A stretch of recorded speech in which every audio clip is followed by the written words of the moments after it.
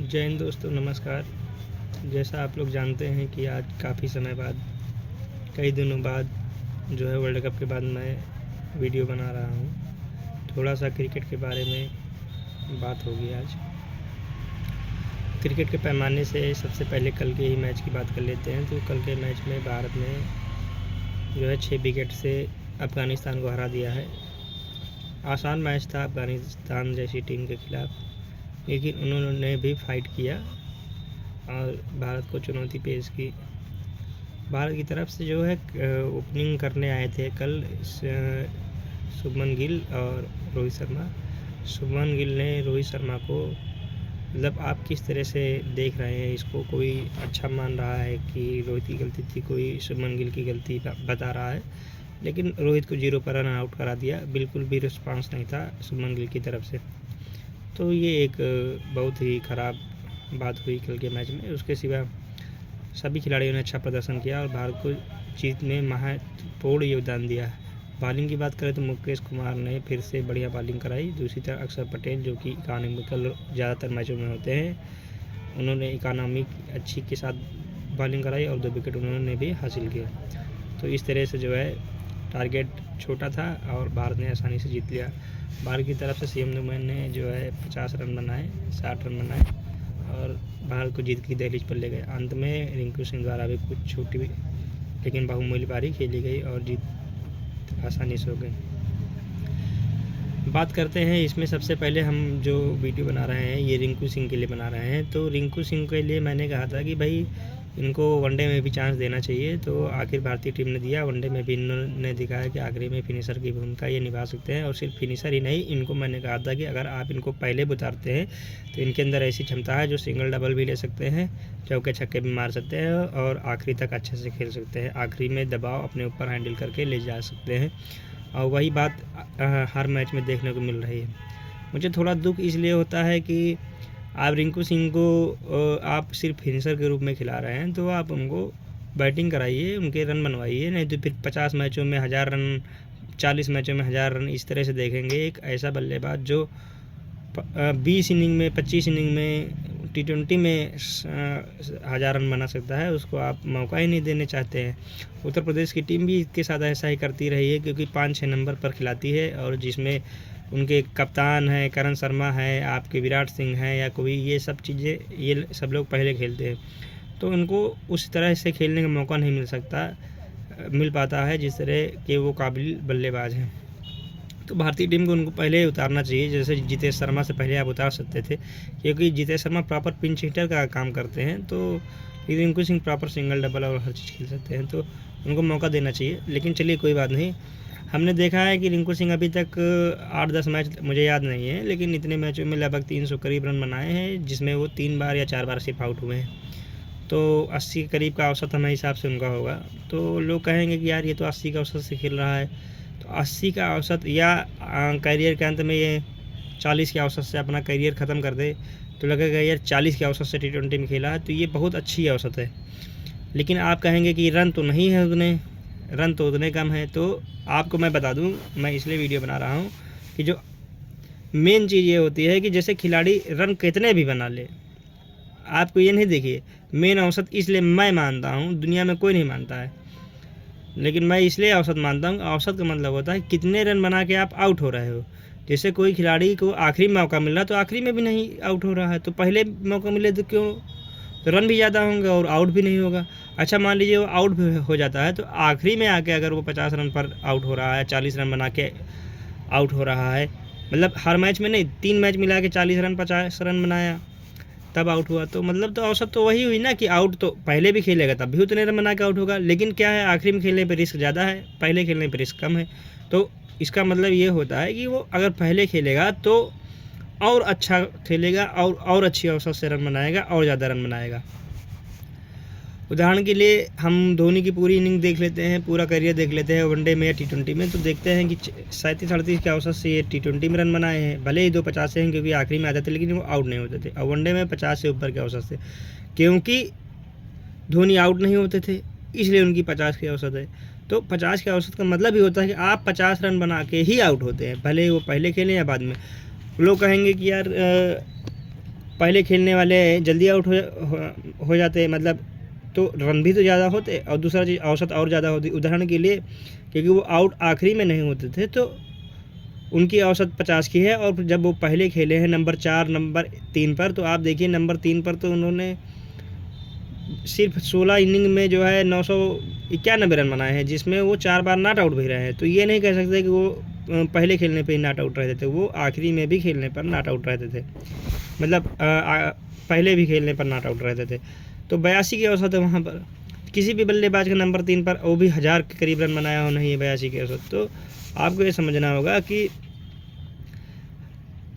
औसत वही होती है जितने रन बनाकर आदमी आउट होता है।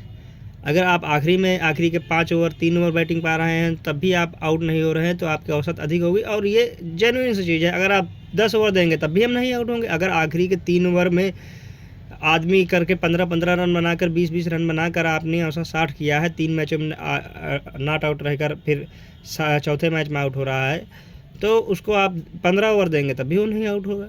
अगर मान लीजिए आउट भी होगा तो 50 रन बना के आउट होगा, तो भी तो उतनी बात हो जाती है। ये है कि आपके रन ज़्यादा दिखेंगे। तो मेरी ये ख्वाहिश है कि रिंकू सिंह को प्रॉपर बैट्समैन की तरह ट्रीट किया जाए, फिनिशर के साथ साथ बैट्समैन जो आपको चाहिए, कि कोई खिलाड़ी जो आपकी टीम को चला सके मुसीबत में, उसके बाद फिर आखिरी में आके मैच भी फिनिश कर सके। तो रिंकू सिंह के लिए ये बात हुई। दूसरा सीएम दुबे, आप सीएम दुबे को प्रॉपर मौके दीजिए, क्योंकि उनकी बैटिंग स्टाइल, हाँ उनके पैर नहीं चलते हैं, फंसते हैं, लेकिन वो ऐसे खिलाड़ी हैं जो 2-3 गेंदों में मैच का पलट सकते हैं पूरी तरीके से। तो आप उनको प्रॉपर मौके दे सकते हैं।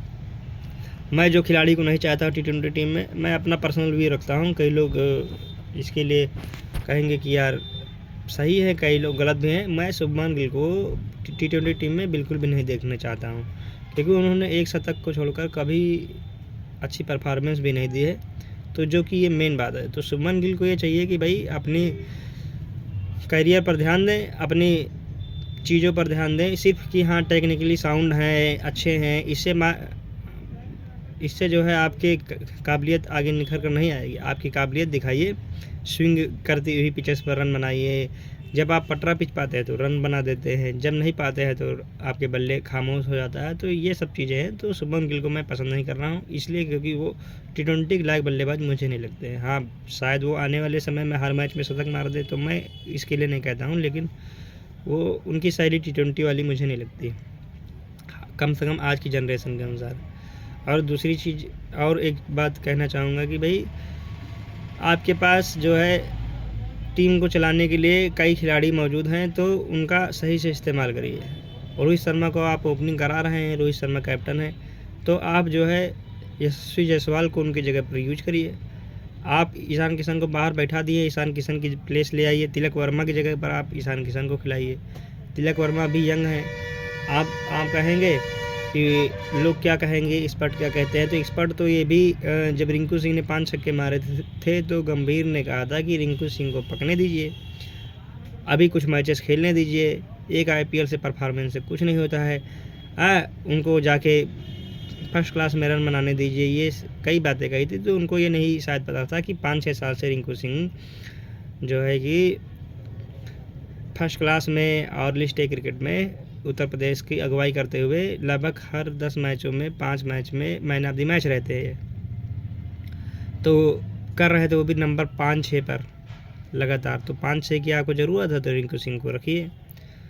तो आप ये समझिए, उनको नहीं पता कि 60 की औसत से वो लिस्ट फर्स्ट क्लास में 50+ में लिस्ट ए में और T20 में रन बनाते हैं। तो आपको ये बात पता होनी चाहिए थी, आप कुछ भी कह देते हैं। आप यशस्वी जायसवाल की 1-2 इनिंग को देखकर आपने कह दिया कि इनको मौका मिलना चाहिए जल्द से जल्द, और आप उनको कह रहे हैं। तो कई बार एक्सपर्ट भी या जो रहते हैं उनको जानकारी नहीं होती। उदाहरण के लिए कि जलज सक्सेना आपके रणजी के एक ऐसे खिलाड़ी हैं जो लगातार परफॉर्मेंस दे रहे हैं।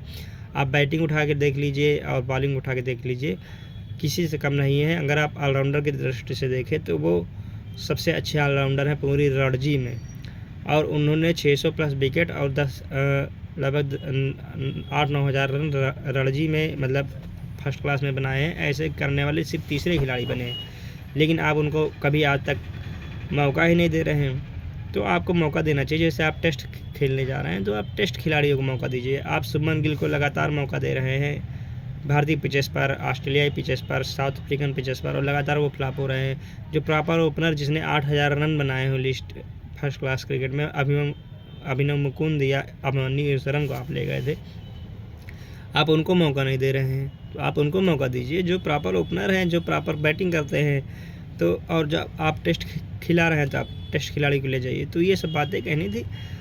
तो शुभमन गिल से कोई बैर नहीं है, लेकिन कम से कम या तो अपनी टेक्निक सुधारें, अपनी चीज़ों को सुधारें। हल्की सी भी गेंद स्विंग होती है तो आप रन नहीं बना पाते। पटरा पिच पर आप दिखाते हो हम तो शतक मार दे रहे हैं। तो टेक्निक सुधारिए, चीज़ों को आगे लाइए। बाकी रिंकू सिंह के लिए थोड़ा वीडियो बनाना था, और इसी वीडियो में थोड़ा सा बात कर लेते हैं कि आईपीएल की। आईपीएल में जो हमने देखा कि इस बार जो ऑक्शन हुआ है उसमें पैट कमिंस और मिचेल स्टार्क काफ़ी महंगे खिलाड़ी बिके हैं। तो ये जो पैट कमिंस को 20 करोड़ की बोली, मिचेल स्टार्क को 24-25 करोड़ की बोली ये लगी है। तो इसका मेरे हिसाब से कोई मतलब नहीं निकलता है कि पैट कमिंस को 20 करोड़ नहीं। पैट कमिंस हाँ ठीक है, क्योंकि बैटिंग कुछ कर लेते हैं, कप्तानी कर सकते हैं और बॉलिंग कराते हैं। तो बॉलर वो उतने अच्छे T20 में है नहीं। हाँ शायद विकेट ले लें तो ठीक है। 5-6 करोड़ के मेरे हिसाब से इनको मिलना चाहिए था। मिचेल स्टार्क क्योंकि बैटिंग स्लॉग में अच्छी बैटिंग कर सकते हैं, बाकी बॉलिंग उनकी अच्छी है। लेकिन आपको याद होगा कि 2019 वर्ल्ड कप के बाद से इनके हाथ की इंजरी हुई थी, तो तब से ये इनकी गेंदें स्विंग नहीं हो रही हैं। इन स्विंग जो आती थी वो इस हिसाब से कार्य नहीं कर रही है। तो आपको समझना होगा कि 25 करोड़ उनको देना, गौतम गंभीर जो वहाँ बैठे थे मेंटर के रूप में, तो समझना होगा कि ये चूक हो गई है। हाँ 10 करोड़ तक तो मैं सोच सकता था कि हाँ मिल सकती थी, लेकिन इतनी महंगी बोली मेरे को जायज़ नहीं समझती है। बाकी कुछ खिलाड़ी ऐसे हैं जिनको मिलना चाहिए था। देखिए एक खिलाड़ी है आपके डैरल मिचेल, 14 करोड़ की बोली लगी है। हालांकि ये बोली लोगों को अधिक लग सकती है, लेकिन डैरल मिचेल को अगर सही से यूज किया जाए तो ये 14 करोड़ की बोली इनके लिए सही साबित हो सकती है, क्योंकि कुछ ओवर्स भी डाल सकते हैं। साथ में ये अगर इनको 4 नंबर पर बैटिंग दी गई तो ये अच्छे साबित हो सकते हैं। दूसरा चीज़ क्या कह सकते हैं कि डैरल मिचेल की भी बोली कुछ ज़्यादा है। हाँ अगर ये 10 करोड़ के आसपास होती तो मेरे को सही लगता। बाकी खिलाड़ियों को, भारतीय टीम को आगे ले जाने के लिए अपने में बदलाव लाना पड़ेगा और कुछ अलग सोचना होगा। सिर्फ एक खिलाड़ी पे रिलाई नहीं कर सकते हैं। शुभमन गिल, किसी ने कुछ कह दिया, किसी ने कुछ कह दिया। आपकी टेक्निकली आप ये मानिए कि आज भी अगर पृथ्वी शाह आ जाए तो शुभमन गिल उनके सामने कुछ नहीं है। मैं इसका दावा कर सकता हूँ, चाहे रिकॉर्ड उठा के देख लीजिए, जितने दोहरे शतक और शतक पृथ्वी शाह ने मारे हैं, जिस हिसाब से मारे हैं, लेकिन आज वो कहाँ है, कौन कहाँ है। आप अगर मौका देने की बात करते हैं तो आप देखिए, आप अभिनव मुकुंद को उतने मौके नहीं दिए। आप लगातार कि गिल से अच्छे ओपनर आपके मयंक अग्रवाल ने 20 इनिंग में 1500 करीब रन बनाए हैं 20 मैचेस में। ये तुम्हारे 20 मैचेस में 1000 रन बनाए हैं। 2 दोहरे शतक मारे हैं। मयंक अग्रवाल की 40+ औसत है, शिखर धवन की 40+ औसत है, ये 30 की औसत से रन बना रहे हैं। तो मायने रखने थे। मायने ये हैं कि आप रन नहीं बनाते हैं। आपने मुरली विजय को उतना चांस नहीं दिया, मतलब चांस दिया लेकिन उन्होंने खरे उतरे। 38-39 के औसत से करियर ख़त्म किया अपना ओपनर होते हुए, तो ठीक था। तो आप किसी दूसरे को मौका दे के देखिए। अगर वो रन नहीं बना पा रहे हैं तो चांस सबको मिलना चाहिए। तो इस पर आपको ध्यान देना चाहिए कि किस खिलाड़ी को कब कहाँ कैसे खिलाना है। आपके पास ऑप्शंस बहुत सारे हैं। रणजी में नए नए लड़के आ रहे हैं, बच्चे आगे बढ़ रहे हैं, लेकिन उनको मौका नहीं मिलेगा तो वो आगे नहीं जा पाएंगे। तो इसके ख्याल रखते हुए आपको मौका देना चाहिए, जो मेरी सोच है। दूसरा ये चीज़ कह सकते हैं कि कुछ खिलाड़ी बहुत अच्छे भारतीय टीम में नए मिले हैं। मुकेश कुमार अच्छी बॉलिंग करा रहे हैं, जो कि भारत के लिए बहुत ही अच्छा साबित हो रहा है। अक्षर पटेल को आपको रेगुलर मौका देना चाहिए। जडेजा अब टीम में रहने के लायक मेरे हिसाब से नहीं है, क्योंकि बैटिंग उनकी बिल्कुल ख़राब हो चुकी है। बॉलिंग से कोई फ़र्क नहीं पड़ता। आप अक्षर पटेल को मौका दीजिए, अक्षर पटेल को रेगुलर खिलाइए, जिससे कि उनके अंदर कॉन्फिडेंस आए और वो आगे जाएं। बाकी हर चीज़ ठीक है। जय हिंद। आप लोगों से कहना यह है कि चैनल को सब्सक्राइब करिए। जानकारी अच्छी लगी हो